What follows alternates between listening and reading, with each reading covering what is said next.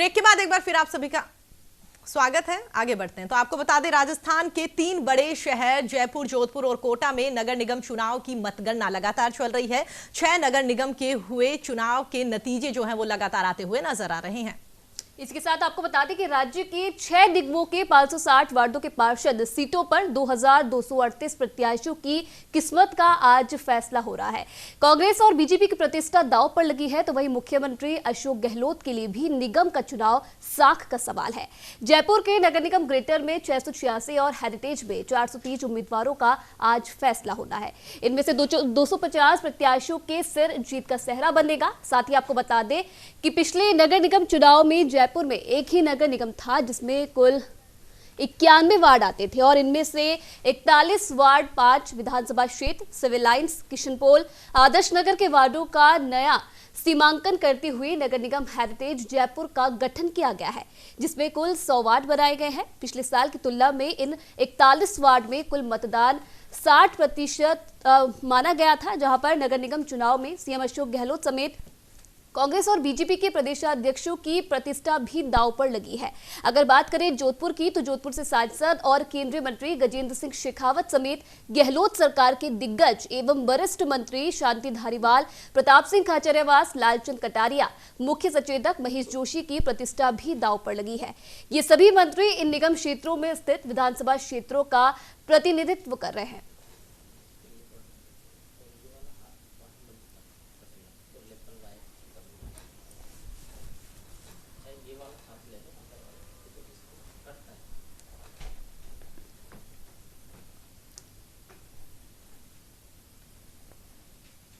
तो आपको बता दें कि शहर की सरकार चुनने के लिए लगातार मतगणना जारी है। मतगणना के साथ ही जो तमाम प्रत्याशी हैं उनकी धड़कनें भी अब तेज होती जा रही है। धीरे धीरे रुझान सामने आते जा रहे हैं। कोटा उत्तर की अगर हम बात करें तो वार्ड 61 से कांग्रेस के प्रत्याशी बशीर मोहम्मद को जीत हासिल हुई है। तो वहीं जयपुर में भी कड़ा मुकाबला देखने को मिल रहा है। जयपुर ग्रेटर और जयपुर हेरिटेज में जयपुर ग्रेटर के वार्ड 1 से कांग्रेस की घापा देवी को जीत हासिल हुई है, तो वहीं हेरिटेज वार्ड में 21 की बीजेपी की अनीता जैन को जीत हासिल हुई है।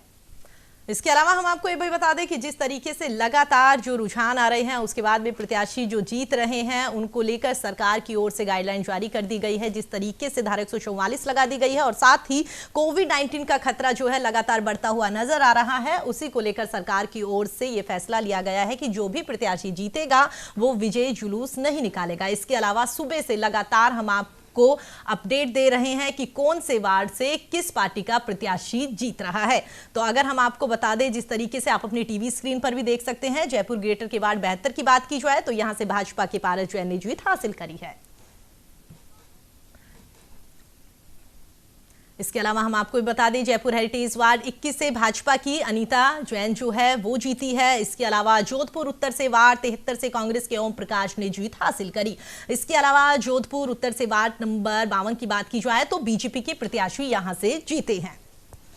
इसके अलावा हम आपको ये भी बता दें, जिस तरीके से नगर निगम चुनाव का परिणाम जो सामने आ रहा है, उससे तमाम पार्टियों की ओर से जो दावे किए जा रहे थे वो भी कहीं ना कहीं यहां पर निकलते हुए सामने आ रहे हैं। तो चलिए, बिल्कुल प्रीति, कहीं ना कहीं जिस तरीके से तस्वीरें अब साफ होती हुई नजर आ रही है, माना ये जा रहा है कि बहुत जल्द ही जो तस्वीर है शहर की सरकार चुनने की वो सामने आ सकती है। फिलहाल हमारे साथ 3 लोग यहाँ पर जुड़ रहे हैं। हुसैन खान यहाँ पर हमारे साथ जुड़ रहे हैं, बीजेपी के नेता है। बहुत बहुत स्वागत है हुसैन जी आपका न्यूज इंडिया में। थैंक यू जी। इसी के साथ हमारे साथ जितेंद्र डूडे यहाँ पर जोधपुर से बने हुए हैं लगातार अपडेट्स देने के लिए, और योगेंद्र महावर हमारे साथ कोटा के अपडेट्स के लिए लगातार जुड़ रहे हैं। हुसैन जी, आपके पास पहले आना चाहूंगी, जिस तरीके से नतीजे अब धीरे धीरे सामने आते जा रहे हैं, पहले रुझान कहीं ना कहीं आने लगे हैं, क्या कुछ लगता है, क्या अभी भी बीजेपी आश्वस्त है जीत के लिए? निश्चित रूप से हम तीनों जगह पर 6 के 6 महापौर बनाएंगे।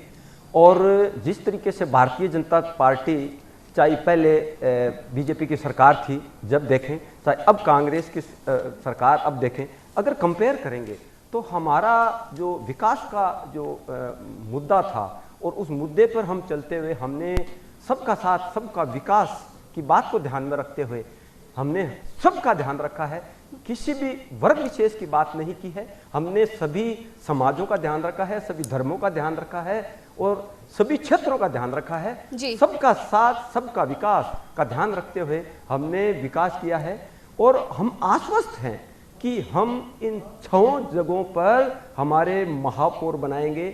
जो अभी रुझान आ रहे हैं उनको भी देखते हुए आप ये कह सकते हैं कि सभी रुझान हमारे फेवर में आते जा रहे हैं। और जहाँ तक जनता की बात करें तो जनता का जब वोटिंग रेशियो था वो भी बीजेपी की तरफ था।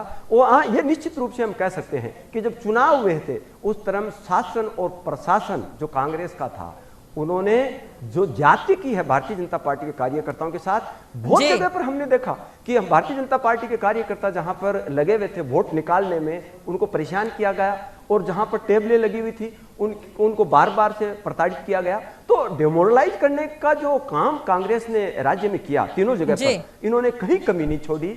बावजूद इसके जनता भारतीय जनता पार्टी के साथ है और 6 की 6 जगह हम हमारे बोर्ड बनाए ठीक है जी। हुसैन जी, एक सवाल मैं भी आपसे जानना चाहूंगी। जिस तरीके से आपने बताया कि आप लोग बेहद उत्साहित है इस बात को लेकर कि 6 की 6 जो सीटें हैं वहां पर बीजेपी अपना जीत का परचम लहराएगी, लेकिन सवाल ये उठता है कि क्या लगता है आपको, अगर 1-2 पार्षद ऐसे हुए या 1-2 सीटें आपको ऐसी नजर आई कि वहां पर कहीं ना कहीं निर्दलियों की जरूरत है, तो क्या लगता है आपको कि वाकई आप निर्दलियों का साथ लेंगे? क्योंकि जिस तरीके से कल की अगर बात की जाए तो बीजेपी से निमिषा जी मेरे साथ जुड़ी थी, उन्होंने कहा कि नहीं, मुझे तो इस बात का पूरा कॉन्फिडेंस है कि 6 की 6 सीटें जो हैं वो हम जीतते हुए नजर आ रहे हैं और हमें निर्दलियों की जरूरत नहीं है। तो क्या मैं मान सकती हूं कि उनका दावा बिल्कुल सही साबित होगा? एकदम निश्चित रूप से हम 6 की 6 सीटें जीत रहे हैं और 6 के 6 बोर्ड हम बना रहे हैं। बावजूद इसके अगर निर्दलीय हमें सपोर्ट देना चाहेंगे और अगर वो भारतीय जनता पार्टी की विचारधारा के लोग हैं, भारतीय जनता पार्टी के विकास में वो विश्वास रखते हैं और उन्होंने देखा है। पर बीजेपी की ओर से तो लगातार ये कहा जा रहा है कि हमें जरूरत ही नहीं है, वो इतना ज्यादा कॉन्फिडेंस है अपने आप में बीजेपी की उन्हें जरूरत ही नहीं है। उन्हें तो इस बात का पूरा कॉन्फिडेंस है कि हमें निर्दलियों की जरूरत ही नहीं है। और अब आप बोल रहे हैं, क्योंकि कल ही मेरी बात हुई थी उनसे, उन्होंने साफ बोल दिया कि नहीं, हमें तो जरूरत ही नहीं है। हम ये कह रहे हैं नहीं, हम ये कह रहे हैं कि भारतीय जनता पार्टी की विचारधारा के लोग वो भारतीय जनता पार्टी का सहयोग देना चाहेंगे और भारतीय जनता पार्टी के बोर्ड बनाने में वो आगे आएंगे तो निश्चित रूप से हम स्वागत करेंगे, ऐसी कोई बात नहीं है। लेकिन हुसैन जी क्यों नहीं, आश्वस्त आप लोग शुरू से ही कह रहे हैं, आश्वस्त आप लोग शुरू से ही हो रहे हैं। आपके प्रदेशाध्यक्ष का भी कहना है कि चलिए हम तो आश्वस्त नजर आ रहे हैं, लेकिन एंड टाइम पर बाड़ेबंदी की कहां पर नौबत आ गई? आपने तो नतीजे आने के भाई इंतजार नहीं किया और उससे पहले आपने प्रत्याशियों की बाड़ेबंदी कर दी गई। प्रशिक्षण शिविर का नाम देकर बाड़ेबंदी क्यों की गई? चलिए हुसैन जी, यही बता दीजिए प्रशिक्षण शिविर में क्या प्रशिक्षण देने वाले हैं आप? पार्षद प्रत्याशी है, उनको हम हमारी जो विचारधाराएं हैं वो अच्छे से जाने और जब वो निश्चित रूप से हम फील्ड में आने वाले हैं और शहरों का विकास के अंदर में उनका बड़ी भागीदारी रहने वाली है। लेकिन सर नतीजे आने का तो आप लोग इंतजार कर ही सकते थे ना, क्योंकि नतीजों के बाद की जो कुछ प्रक्रिया रहती है वो तो आप लोग पहले ही करने लग गए। कम से कम नतीजे आने तक का इंतजार तो बीजेपी कर सकती थी अगर इतनी आश्वस्त है जीत के लिए तो। नतीजे आने के बाद में वो सब बिजी हो जाएंगे, अपने अपने फील्ड में जाने का काम करेंगे। निश्चित रूप से ये जो समय था वो उनके लिए फ्री समय था, चुनाव हो चुके थे और इस समय का सदुपयोग करने के लिए भारतीय जनता पार्टी ने सभी कार्यकर्ताओं को ये बताने के लिए कि आप अपने शहर का विकास किस तरीके से अच्छे से अच्छा करा सकें। चलिए हुसैन भारतीय जनता पार्टी की जो विचारधारा है, के लिए देशभक्ति की जो विचारधारा है, ठीक है। चलिए एक बार फटाफट से प्रीति, एक बार फटाफट से जोधपुर का अपडेट ले लेते हैं। जोधपुर में क्या कुछ चल रहा है? जितेंद्र डूडी संवाददाता लगातार वहां से बने हुए हैं। जितेंद्र, समय हो चुका है, क्या कुछ फिलहाल तस्वीर सामने आ रही है जोधपुर से? कितना कुछ वहां पर क्लियर हो पाया है अब तक? जी बिल्कुल, मैं जोधपुर की अब तक की अपडेट देता हूँ कि जोधपुर दक्षिण के अंदर भाजपा ने 16 सीटें जीती है, तो वहीं कांग्रेस ने जो है 15 और 5 जो है निर्दलीय के खाते में गई है। अब तक की अपडेट दक्षिण से ये है, तो वहीं उत्तर से भाजपा के जो है 4 प्रत्याशी जीते हैं, तो वहीं कांग्रेस के जो है आपके 16 प्रत्याशी जीते हैं, 2 निर्दलीय पे गई है। ये अभी की तक की अपडेट है, रुझान अभी और भी आने बाकी। चलिए, इसके अलावा जितेंद्र, आपसे ये भी जानना चाहेंगे कि अगर सुरक्षा की बात की जाए, क्योंकि जिस तरीके से कोविड लगातार बढ़ता हुआ नजर आ रहा है और साथ ही विजय जुलूस पर भी रोक लगा दी गई है, तो क्या कुछ वहां पर सुरक्षा को लेकर इंतजाम सरकार की ओर से किए गए?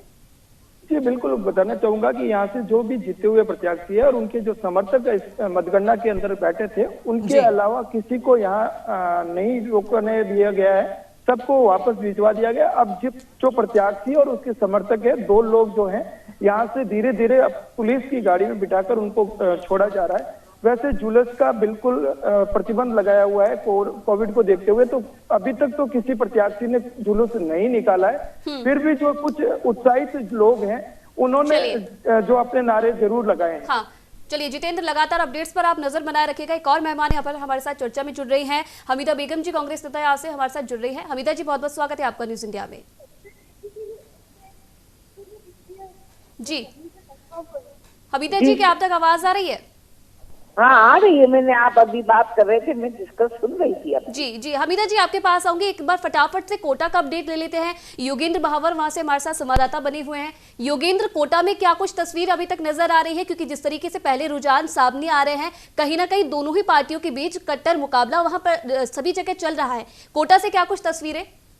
जी बिल्कुल, निश्चित तौर पर जिस तरह से कोटा उत्तर और कोटा दक्षिण में ये मतगणना चल रही है, तो कोटा उत्तर में कांग्रेस अपनी यहाँ पे जीत बनाती हुई नजर आ रही है, तो वहीं कोटा दक्षिण में भी इस बार पासा पूरा का पूरा पलटता हुआ नजर आ रहा है। कांग्रेस के भी लगातार यहाँ से जो प्रत्याशी हैं वो जीतते हुए नजर आ रहे हैं। तो कहीं ना कहीं जो बीजेपी का गढ़ माना जाता था कोटा दक्षिण को, वो यहाँ पे टूटता हुआ बिखरता हुआ नजर आ रहा है। तो सबसे बड़ी बात है जो यूडीएफ प्रति शांति धारीवाल की जो साथ लगी हुई थी वो यहाँ पे बच रही है, क्योंकि कोटा उत्तर जो है वो कांग्रेस का गढ़ है। वहाँ पे कोटा उत्तर के लगातार प्रत्याशी जीत रहे हैं और पहले भी जीतते हुए नजर आए थे। लेकिन अब जिस तरह से कोटा उत्तर की बात, माफ कीजिएगा, कोटा दक्षिण की बात करें तो वहाँ पे भाजपा का गढ़ था, लेकिन ये पासा पूरा का पूरा कांग्रेस की तरफ पलट गया है।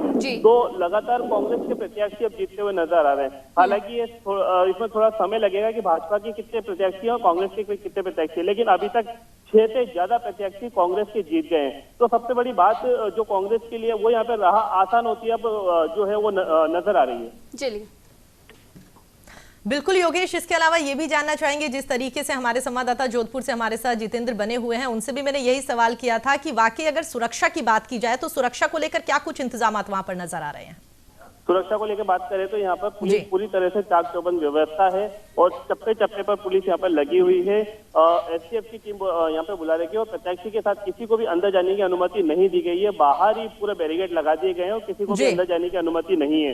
तो सबसे बड़ी बात है सुरक्षा की, तो तकरीबन 500 मीटर के चारों तरफ के एरिया में है बैरिकेड लगा रखे हैं। वहाँ ना तो किसी वाहनों को अंदर प्रवेश किया जा रहा है, ना ही किसी को बाहर जाने की अनुमति है। जी चलिए, यहाँ पर हमारे साथ हमीदा जी बनी हुई हैं बहुत देर से। हमीदा जी, जिस तरीके से लगातार आपने भी कहा है कि आप बहुत देर से बात यहाँ पर सुन रही हैं, हुसैन जी कहीं ना कहीं आश्वस्त नजर आ रहे हैं। उनका भी कहना है कि बीजेपी 6 के 6 निगमों में अपना वार्ड बनाने जा रही है।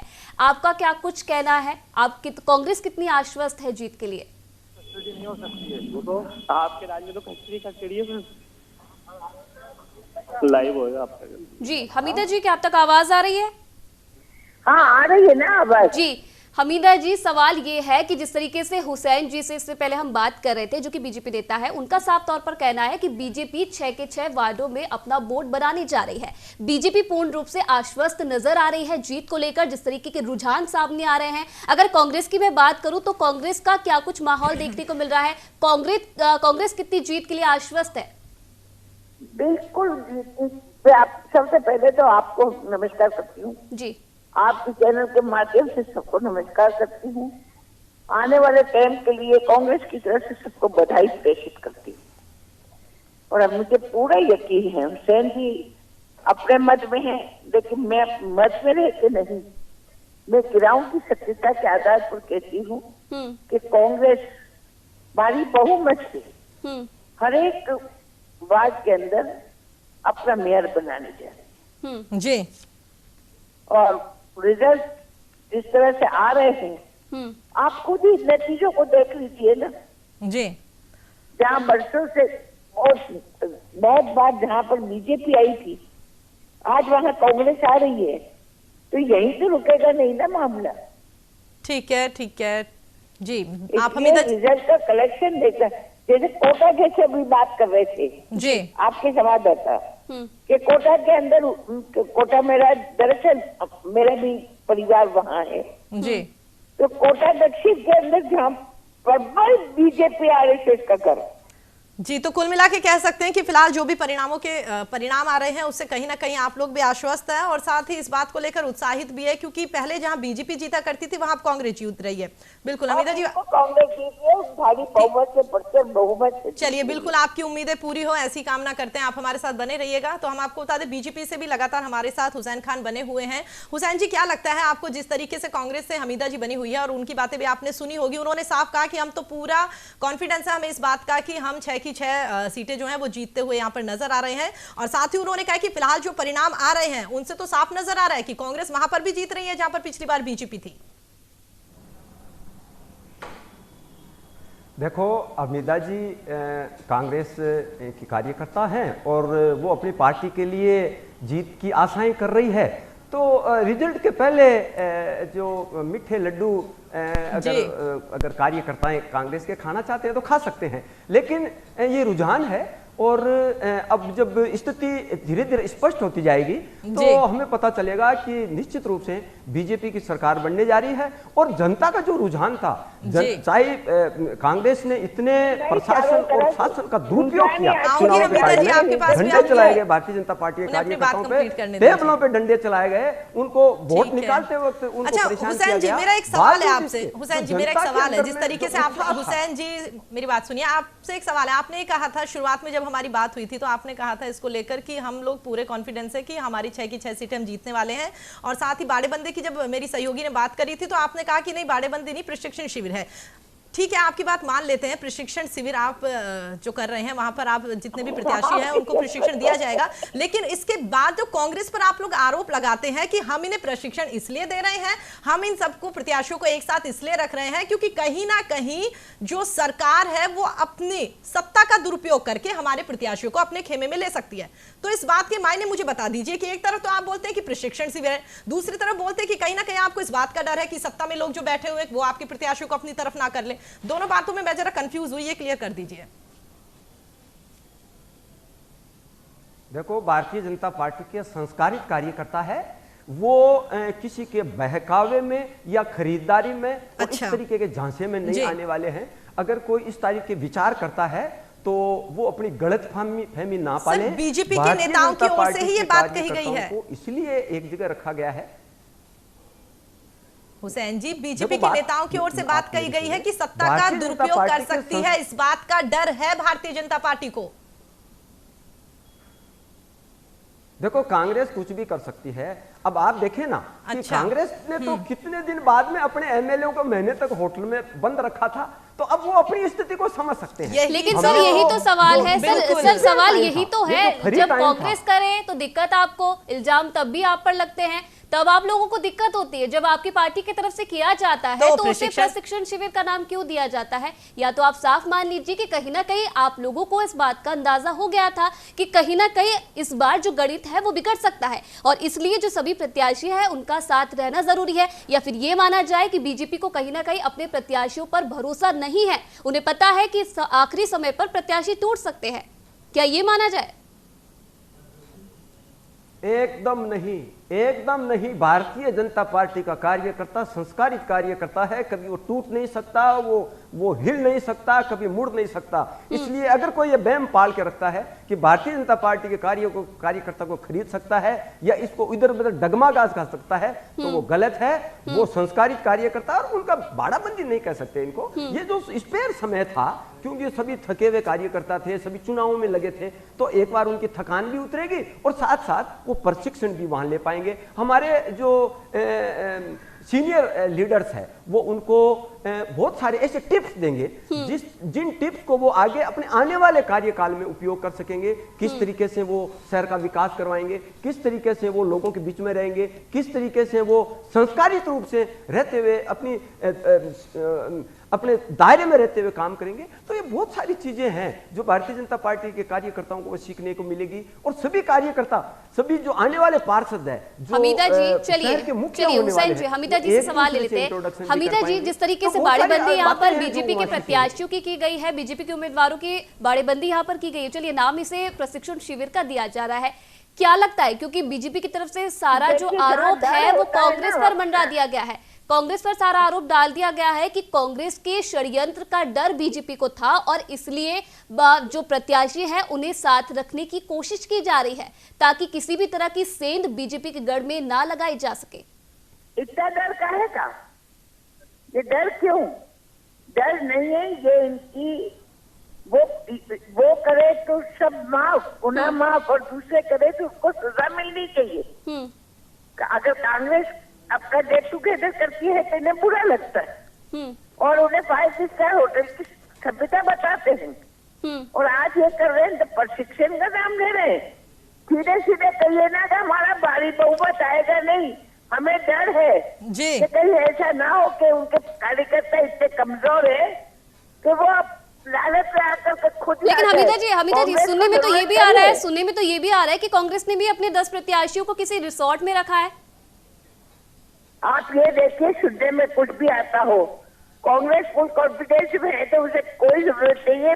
जो उनकी निशान पर जीतने वाला है वो सब के सब। लेकिन चलिए उन प्रत्याशियों के बारे में तो अपडेट दे दीजिए हमीदा जी, उन प्रत्याशियों के बारे में तो अपडेट दे दीजिए जिनको कल देर रात को बुलाया गया था। उन 10 प्रत्याशियों के बारे में तो जानकारी दे दीजिए। चलिए जवाब इसका लेंगे, पहले फिलहाल वक्त हो चुका है एक छोटे से ब्रेक का।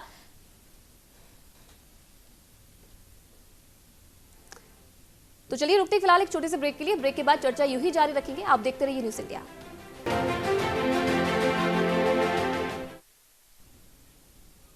ब्रेक के बाद एक बार फिर आप सभी का स्वागत है। चलिए चर्चा में आगे बढ़ते हैं। तमाम मेहमान चर्चा में लगातार हमारे साथ बने हुए हैं। इसके अलावा हमारे सहयोगी भी बने हुए हैं जो लगातार अपने क्षेत्र का अपडेट हमें दे रहे हैं।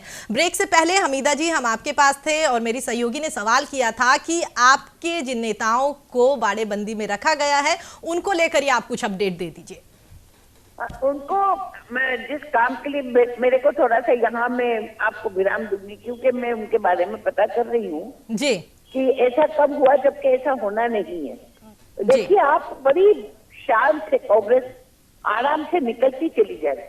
लेकिन हमीदा जी ये तो गलत बात है ना। पार्टी के नेता आप हैं, आपको पार्टी के बारे में ही पता नहीं है कि प्रत्याशियों को रखा गया है। बिल्कुल पता आप अब उनका अपडेट ले रहे हैं। देर रात की ये बात है, अखबारों में खबरें छप चुकी है हमीदा जी और आपको अभी तक नहीं पता और आप डिबेट में आ गए। जरूरत हो हुसैन जी क्या जवाब देना चाहेंगे? क्योंकि देखिए हमीदा जी खुद ही अपडेट नहीं है, उन्हें अपने ही प्रत्याशियों के बारे में पता नहीं है।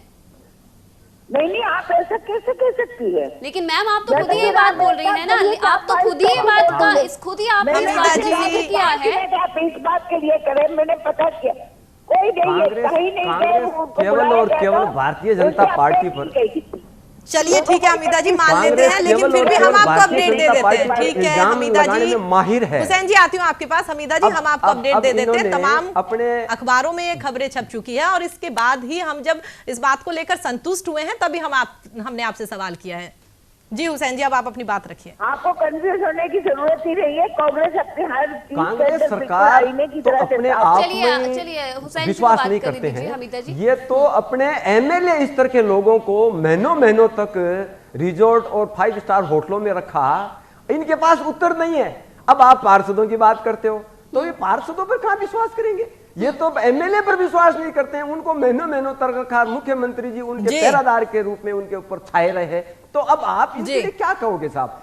अब भारतीय जनता पार्टी के जो केवल प्रशिक्षण मात्र के लिए कार्यकर्ताओं को एक जगह इकट्ठा किया गया, उनको प्रशिक्षण दिया जाएगा कि किस तरीके से अच्छे से शहर का विकास कराया जाए। आते हमीदा जी, बिल्कुल हमीदा जी थोड़ा सा वक्त दीजिए, हुसैन जी की बात कंप्लीट हो जाए, आपके पास आएंगे। आप तो अपनी पार्टी को सुधारिए, अपनी पार्टी के लोगों पर। चलिए ठीक है हुसैन जी, आरोप प्रत्यारोप का दौर तो चलता रहेगा और डिबेट इसलिए नहीं करी कि आप लोग आरोप प्रत्यारोप लगाए एक दूसरे पर।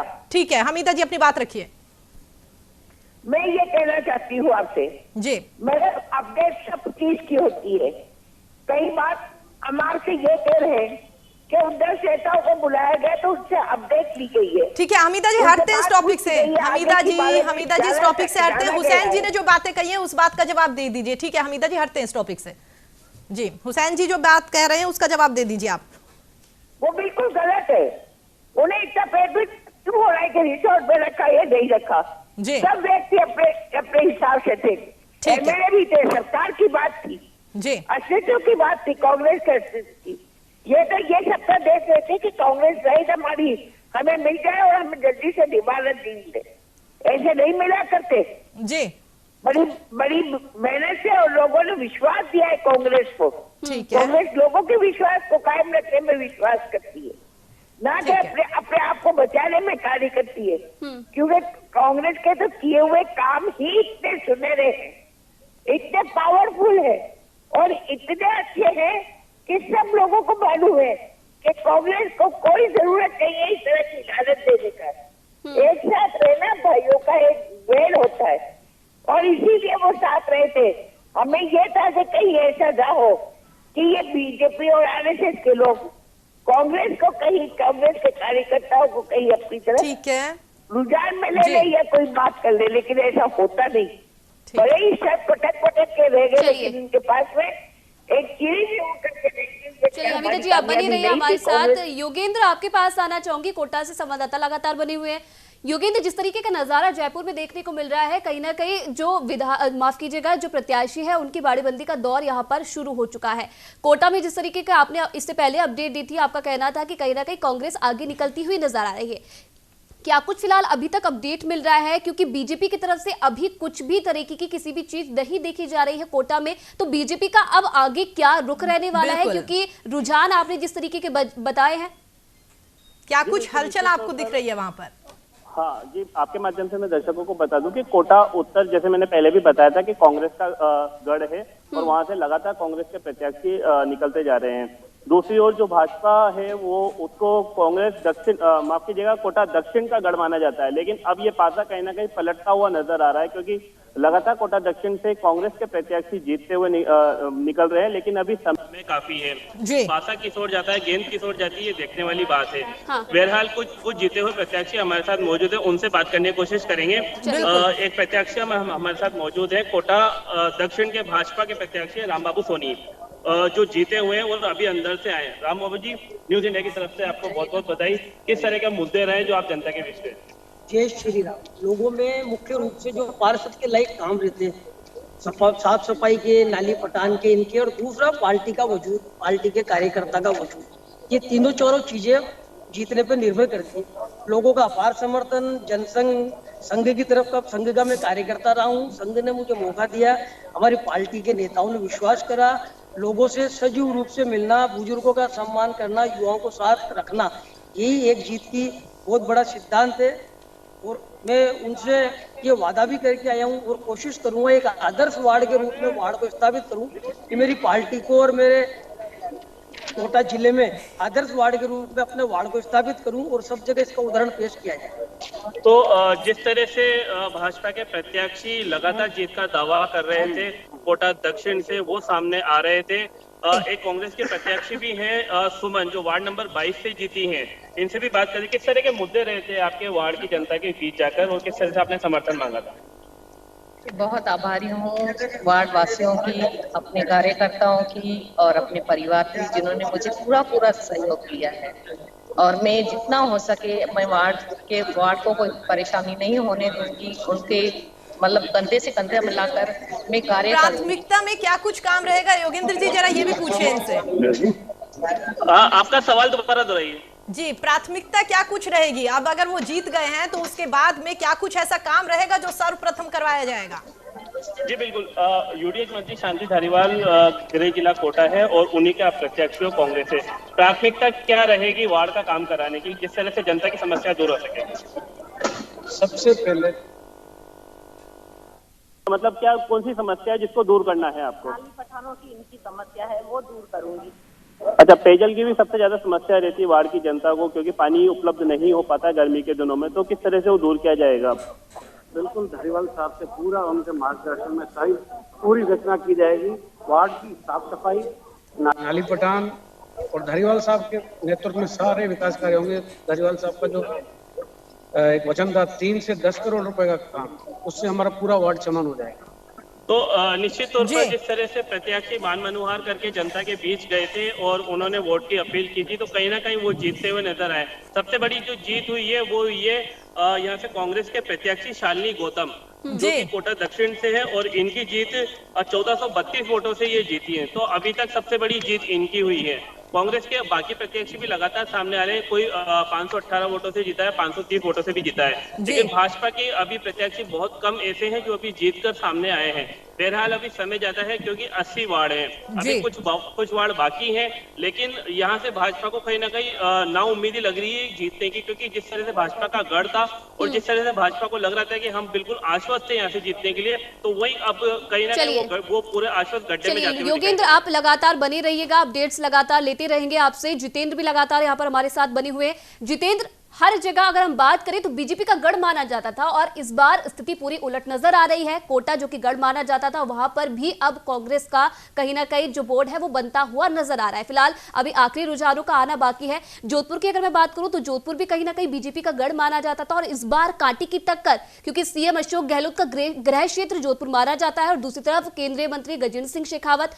क्या कुछ अब तक की तस्वीर साफ हो पाई है और क्या कुछ लगता है कब तक फाइनल रुझान जोधपुर में हमें देखने को मिल सकता है? जी बिल्कुल, मैं बताना चाहूंगा कि जोधपुर जिले के अंदर पहले एक बोर्ड हुआ करता था, इस बार 2 बोर्ड है, उत्तर और दक्षिण जी।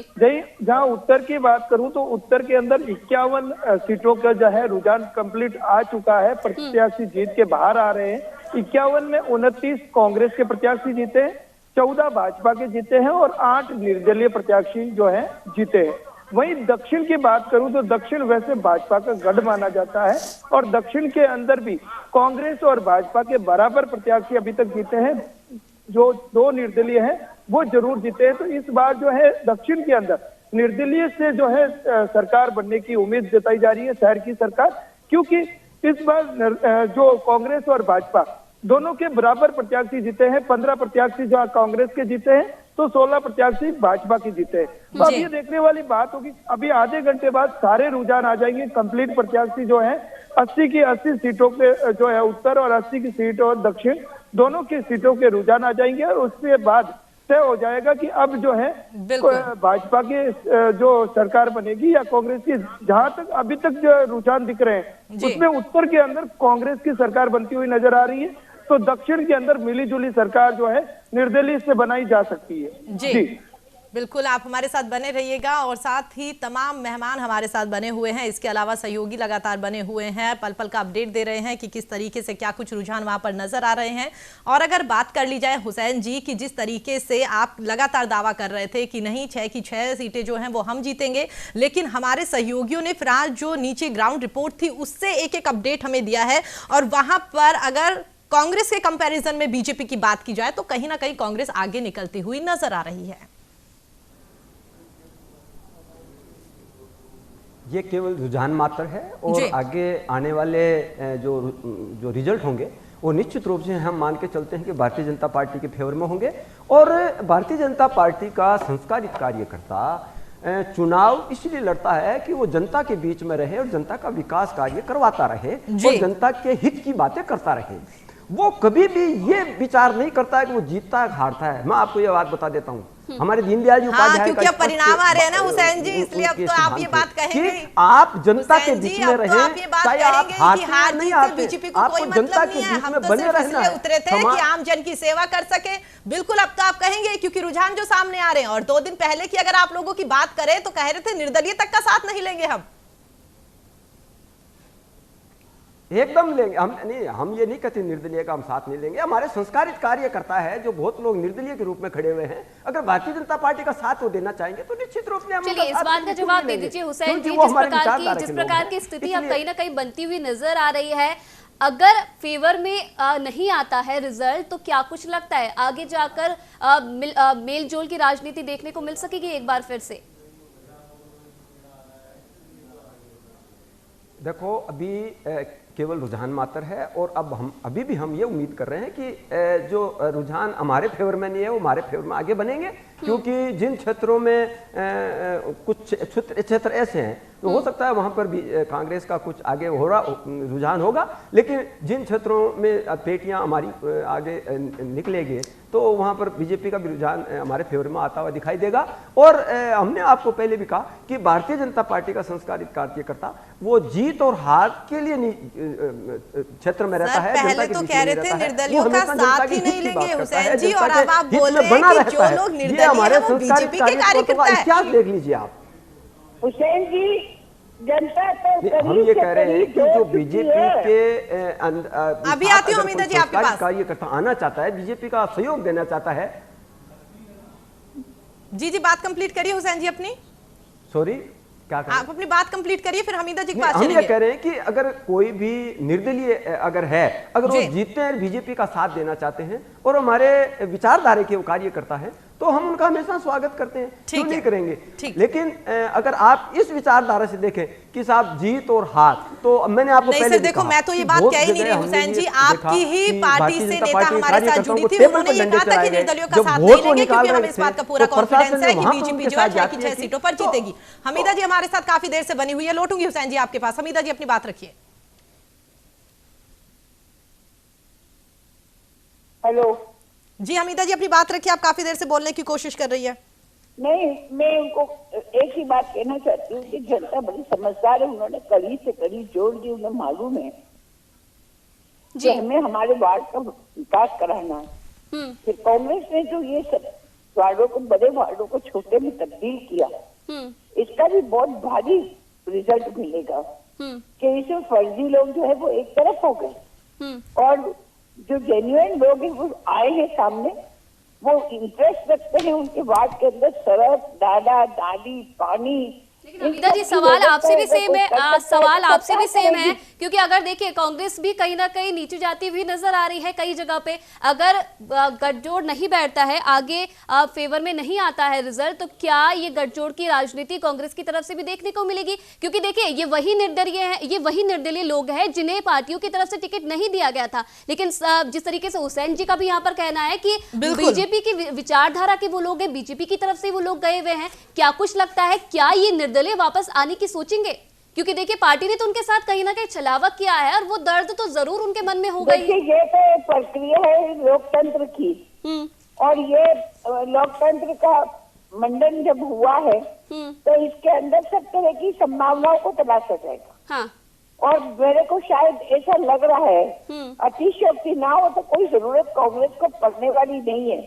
देखिए कांग्रेस का जो निर्दलीय कार्यकर्ता है, वो पहले से ही मन बना के बैठा है कि अगर उनके हक में जैसे ही रिजल्ट आएगा कांग्रेस का, अब आप उसमें कांग्रेस का नहीं जोड़ सकती है ना मैम, क्योंकि अब वो निर्दलीय हो गया है। कांग्रेस का कैसे बना सकते हैं आप उनको? तो निर्दलीय है। मैंने क्या कहा आपको कि जो निर्दलीय हमारे कांग्रेस के विचारधारा के लोग हैं, वो अपना मन बना चुके हैं कि अगर रिजल्ट उनके पक्ष में तो कहीं ना कहीं आप इस बात को मान रही हैं? क्या निर्दलीय नेताओं के साथ कांग्रेस संपर्क में है?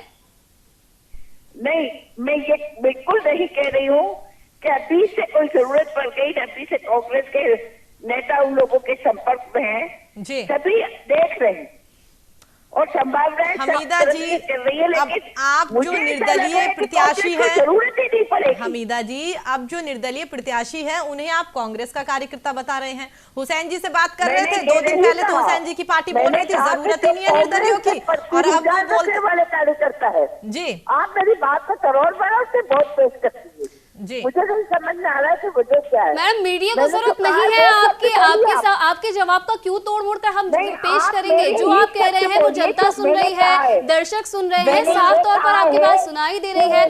चलिए हुसैन जी से जवाब जान लेते हैं। हुसैन जी, जिस तरीके से निर्दलीय उम्मीदवारों की हम यहाँ पर बात कर रहे हैं, टक्कर का मुकाबला वो देते हुए नजर आ रहे हैं, लेकिन देखिए सवाल तो वही उठता है कि पार्टी की तरफ से, हमीदा जी आपके पास आऊंगी, आपकी बात पूरी हो गई है, हुसैन जी से सवाल ले लेते हैं। हुसैन जी, जिस प्रकार से सवाल अब ये उठता है, क्योंकि देखिए पार्टी ने उम्मीदवारों को बहुत उम्मीद थी कि पार्टियां उन पर विश्वास करेगी और उसके लिए वो हर साल मेहनत करते हुए भी नजर आए थे, लेकिन एन समय पर क्या किया गया? उनके साथ छलावा किया गया, टिकट उनको नहीं दिया गया। अब जब निर्दलीय यहाँ पर जीत रहे हैं तो ये माना जा रहा है कि बातचीत उनसे आगे की जाएगी। सवाल ये है, क्या वो निर्दलीय वापस पार्टी में आना चाहेंगे? क्या वो अपना समर्थन देना चाहेंगे? जिस पार्टी ने उनके साथ धोखा किया, क्या उनके साथ एक बार वापस से जुड़ना चाहेंगे? देखो, किसी भी जगह पर अगर 5 क्वालिफाइड लोग होते हैं, अच्छे कार्यकर्ता होते हैं, उनमें से एक कार्यकर्ता को टिकट मिलती है, तो जहां पर ज्यादा एक्साइटमेंट होता है या ज्यादा ऐसा उम्मीदें ज्यादा होती है जीतने की, कार्यकर्ता को लगता है कि मेरी ज्यादा उम्मीद है जीतने की, तो वहां पर कुछ कार्यकर्ता नाराज होते हैं। लेकिन उनको फिर वो कुछ दिन के लिए नाराज होते हैं और धीरे धीरे वो संस्कारित कार्यकर्ता होते हैं और वापस अपनी पार्टी में वैसे ही काम करने लगते हैं। दूसरी बात, अभी हमीदा जी ने कहा कि हमने फर्जी वोटों को अलग कर दिया और परिसमन्वय हमने किया, तो हमने इस तरीके से परिसमन्वय किया कि उसमें हमें फायदा होगा। तो जब आपने परिसमन्वय किया उसी टाइम आपकी जो नीयत थी उसका पता चलता है कि आप वोटर को भी फर्जी में आंकते हैं और अच्छे वालों में आंकते हैं। यानी अगर आपको ऐसा लगता है कि ये कांग्रेस के वोट है तो उनको तो आप वोटों में आंकते हो, अगर कोई कांग्रेस को वोट नहीं देता उसको आप फर्जी वोट कहते हो। तो आप जनता को फर्जी करने में तुले हो। कोई जनता लोकतंत्र में वोट देने वाले वोटर कैसे फर्जी हो सकते हैं? आप ऐसे उनको कैसे फर्जी कर सकते हो? आप पहले वोटिंग के पहले बड़ी लुभावनी बातें कर रहे थे और अब जो वोट हो गए हैं अब आपको आने वाले समय में अभी कुछ समय के लिए वोटों की जरूरत नहीं, आप उन्हें फर्जी करने लग गए।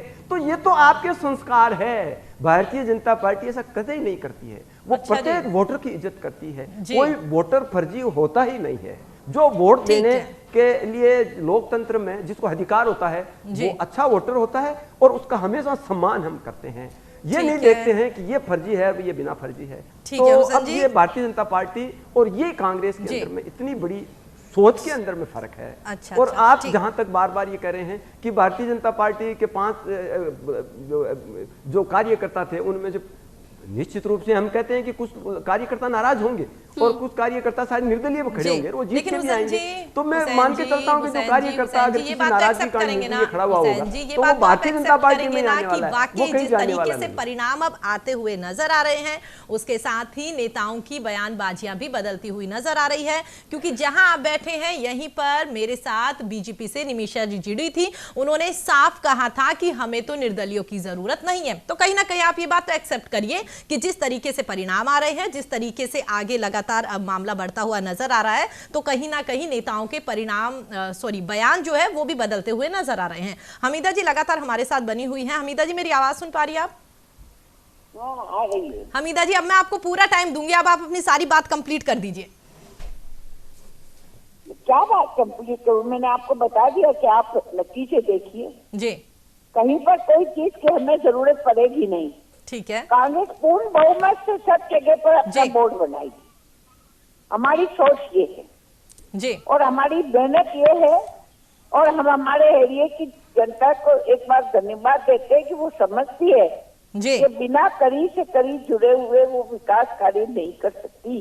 उनके वहां पर वो कार्य नहीं हो सकते जो कि उनके वहां होने चाहिए। और जब ये फैसला कर लेती है तो उनका सत्ता के अंदर ही उनका विश्वास रहता है कि हमारे जितने कार्य हैं वो सब सत्ता से होंगे, तो वो इधर उधर नहीं जाती। ये रुझान को परिणामों में बदलने दीजिए, उसके बाद देखिए क्या होता है नहीं होता है। सब जगह कांग्रेस का परचम लहराता हुआ आपको नजर आएगा जी। कांग्रेस को कोई जरूरत नहीं होगी किसी को हाथाजोड़ी करने की। हर कोई कांग्रेस के अंदर जज्बत होकर और अपने आप को समर्पित करता हुआ आपको नजर आएगा। चलिए एक बार फटाफट से अपडेट ले लेते हैं जोधपुर का। जितेंद्र, क्या कुछ अपडेट मिल रहा है? जी बिल्कुल बताना चाहूंगा कि जोधपुर के अंदर उत्तर में कांग्रेस के 30 प्रत्याशी जीत चुके हैं और 14 प्रत्याशी हैं जो भाजपा के हैं वो जीते हैं। कुल मिला के उत्तर के अंदर कांग्रेस अपना बोर्ड बनाने में जो है कामयाब होती नजर आ रही है। तो वही दक्षिण के अंदर अभी भी टक्कर नजर आ रही है भाजपा और कांग्रेस की, क्योंकि यहाँ पे जो है निश्चित रूप से निर्दलीय की गठजोड़ से सरकार बनेगी। अभी तक जो जीते हुए प्रत्याशी आए हैं उससे लग रहा है। अब देखने वाली बात होगी कि जो पीछे बचे हुए रुझान है उनमें अगर भाजपा के पक्ष में आएंगे तो भाजपा लेके जाएगी, नहीं तो कांग्रेस। अब ये आने वाला समय बताएगा। फिलहाल जो है उत्तर के अंदर कांग्रेस अपनी सरकार बनाने में सफल हो रही है। चलिए एक बार फटाफट से कोटा का अपडेट ले लेते हैं। योगेंद्र, कम शब्दों में आपसे जानना चाहूंगी वहां से क्या कुछ तस्वीरें निकल कर आ रही है, क्या कुछ अपडेट अब तक आपको मिल पाया है? का जो वार्ड है, वार्ड नंबर 25, वहां से जो कांग्रेस के प्रत्याशी हैं सबसे कम उम्र के हैं। उनकी उम्र जो है तकरीबन 21 साल है और वो जीत गए हैं। तो सबसे बड़ी बात, सबसे बड़ी जो जीत है और सबसे युवा जो जीत हुई है वो वार्ड नंबर 25 से फैजल बेग की हुई है जो कि कांग्रेस के प्रत्याशी थे। तो जो दूसरी ओर है ये वार्ड नंबर 47 से सलीना शेरी कांग्रेस की जो जीती है, इनकी उम्र तकरीबन 21 साल की है, क्योंकि कांग्रेस इस बार जो युवा लोग हैं, युवा जो वर्ग है, उनको ज्यादा उन पर भरोसा जताया और उन्हीं को टिकट दी है। तो ये जो सलीना शेरी है, ये 1163 वोटों से जीती है, पहली बार ही राजनीति में आई है और पहली बार इन्होंने चुनाव लड़ा है और इनकी उम्र 21 साल है। वार्ड नंबर 47 जो कि एक कोटा दक्षिण का एक माइनॉरिटी वाला जो इलाका है, वहां से बहुत बड़ी जीत दर्ज हुई है, जो कांग्रेस के लिए लगातार जो है रात से आगे की जो तकलीफ थी वो साफ होती नजर आ रही है कोटा दक्षिण में। बिल्कुल योगेंद्र, जिस तरीके से आपने बताया कि वाकई ही कोटा की अगर बात की जाए, क्या कुछ अपडेट वहां से नजर आ रहा है? इसके अलावा आपने बताया कि युवा जो है उन्होंने भी काफी बढ़ चढ़कर इस बार हिस्सा लिया था और फिलहाल जो आपने बताया कि वहां पर 21 साल की युवा जीती है, तो वाकई कह सकते हैं कि काफी युवाओं के लिए ये खुशखबरी है और उम्मीद कर सकते हैं युवा कि आने वाले दिनों में अब उनके क्षेत्र का विकास किया जाएगा। साथ ही आप तमाम मेहमान हमारे साथ जुड़े, एक्चुअली क्या है कि वक्त नहीं है इतना, वरना आप लोगों से और भी हम बातचीत करते, लेकिन फिलहाल आप लोग हमारे साथ जुड़े, अपना कीमती वक्त आप लोगों ने हमें दिया, उसके लिए आप सभी का बहुत बहुत धन्यवाद। तो आपने देखा जिस तरीके से लगातार मेरे सहयोगी मेरे साथ बने हुए थे, बीजेपी से कांग्रेस से हमारे साथ नेता जुड़े हुए थे और उन्होंने बताया कि किस तरीके से आगामी जो परिणाम जो लगातार आते हुए नजर आ रहे हैं उनको लेकर उन्होंने बताया। और साथ ही उन्होंने ये भी कहा है कि बीजेपी की बात कर ली जाए तो बीजेपी कहती है कि हमारी इस बार वहां पर सरकार बनती हुई नजर आ रही है। कांग्रेस की अगर बात की जाए तो कांग्रेस की ओर से दावे किए जा रहे हैं, लेकिन फिलहाल अपडेट जो मेरे सहयोगियों ने दिया है वो कहीं ना कहीं आयुषी यही निकल कर आ रहा है कि कांग्रेस जो है वो कहीं ना कहीं वाकई बढ़त हासिल करती हुई नजर आ रही है। फिलहाल इस चर्चा में इतना ही। आप हमारे साथ बने रहिएगा और देखते रहिए न्यूज़ इंडिया। नमस्कार।